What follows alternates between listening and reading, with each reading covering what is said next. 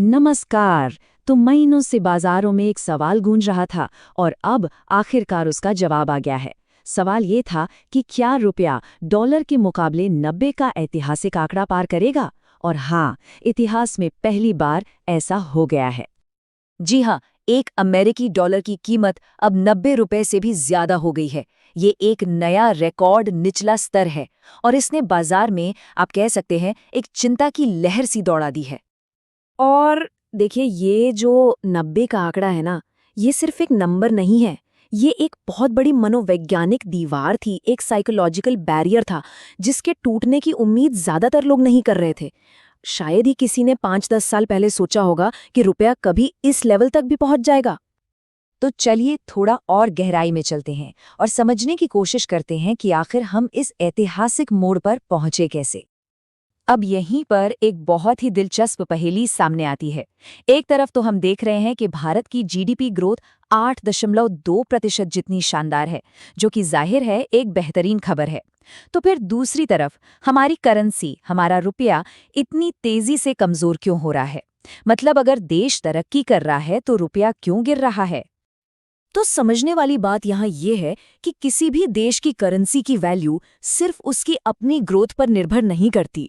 ये इस बात पर बहुत ज्यादा निर्भर करती है कि दुनिया भर में क्या चल रहा है और निवेशकों का भरोसा कैसा है।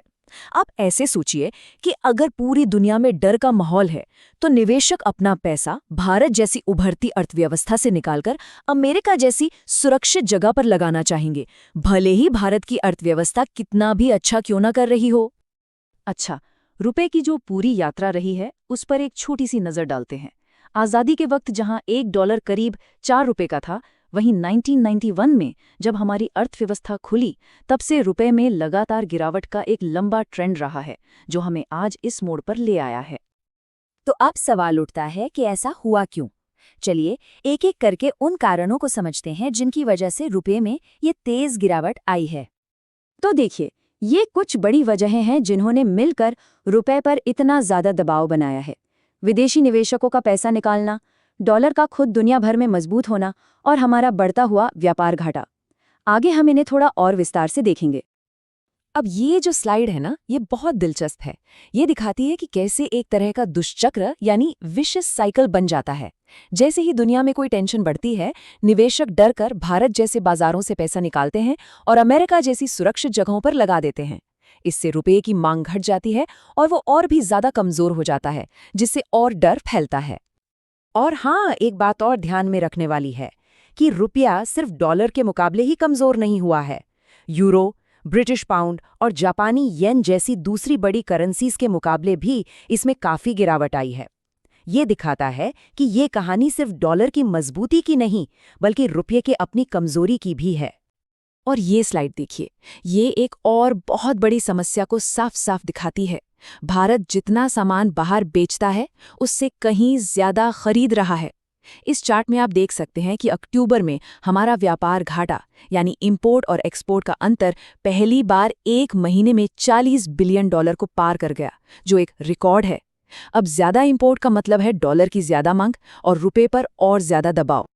तो चलिए अब आगे बढ़ते हैं और ये देखते हैं कि ये जो नंबर है, इसका असल दुनिया में मतलब बिजनेस पर, सरकार पर और सबसे जरूरी हम लोगों की रोज की जिंदगी पर क्या असर पड़ता है।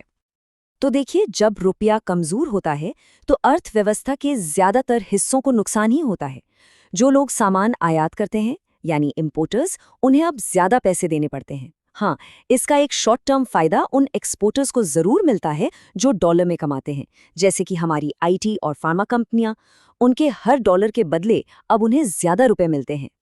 और हम सब पर इसका सबसे सीधा असर महंगाई के रूप में पड़ता है। पेट्रोल, डीजल से लेकर मोबाइल फोन और लैपटॉप तक जो भी चीज़ बाहर से आती है, वो सब महंगी हो जाती है।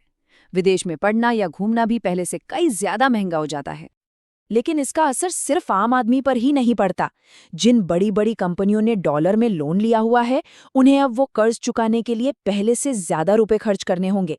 और सरकार का भी तेल और खाद जैसी चीजों पर सब्सिडी का बिल बढ़ जाता है, जिससे उसका पूरा बजट बिगड़ सकता है। तो सवाल ये है कि यहाँ से रुपया कहाँ जाएगा? इसका भविष्य कई चीजों पर निर्भर करता है, कुछ हमारे देश की और कुछ पूरी दुनिया की। तो आने वाले वक्त में कुछ चीज़ों पर नज़र रखनी होगी जो ये तय करेंगी कि रुपया यहाँ से संभलता है या और नीचे जाता है।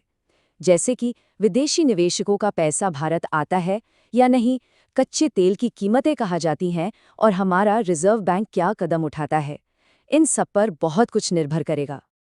और आखिर में एक बड़ा सवाल सबके मन में है, जिस तरह से दुनिया भर में बड़ी बड़ी ताकतें अपना खेल खेल रही हैं और हालात बदल रहे हैं, क्या ये मान लेना चाहिए कि भविष्य में $1 की कीमत $100 तक भी पहुंच सकती है?